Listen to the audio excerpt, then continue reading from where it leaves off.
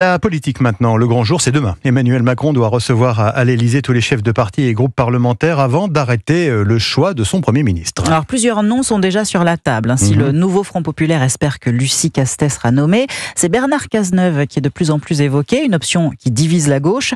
À droite, Xavier Bertrand a été cité, mais l'Élysée pourrait aussi choisir un profil moins politique avec une personnalité issue du monde de l'entreprise, Barthélémy Philippe. Un dirigeant d'entreprise reconnu et réputé pour sa fibre sociale. Le portrait robot correspond à celui de Jean-Dominique Sénard. À 71 ans, il a successivement dirigé Total, Michelin et il préside désormais Renault.